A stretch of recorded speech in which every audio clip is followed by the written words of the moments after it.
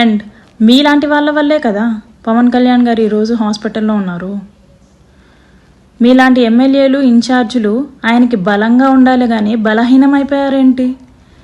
ప్రతి ఒక్క జనసేన నాయకుడు ఇలాంటి ఏదో ఒక కాంట్రవర్సీలో ఇరుక్కొని బలహీనమైపోతే అటు మిమ్మల్ని మీ ఉద్యోగాల నుంచి పీకలేరు, పార్టీకి పరువు నష్టం అని చెప్పి. ఎందుకంటే ఇది ఎన్డీఏ కూటమి, అందరూ కలుపుకొని నెగ్గిన ఒక కూటమి ఇది.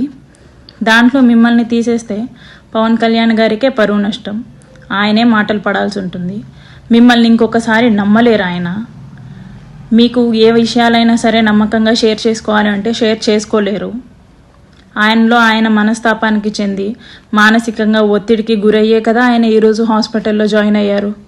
పవన్ కళ్యాణ్ గారికి అండగా ఉండాల్సిన ఎమ్మెల్యేలు, ఇన్ఛార్జీలు, ప్రజాప్రతినిధులు ఎవరైనా సరే, కార్యకర్తలు కానీ ఎవరైనా సరే ఆయనకి బ్యాక్ స్టాబ్ వేస్తే ఆయన మానసికంగా ఎవరికి చెప్పుకోలేక హాస్పిటల్లో జాయిన్ అయ్యారు.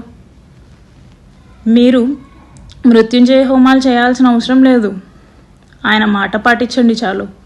ఆయనకు అదే పెద్ద బలం.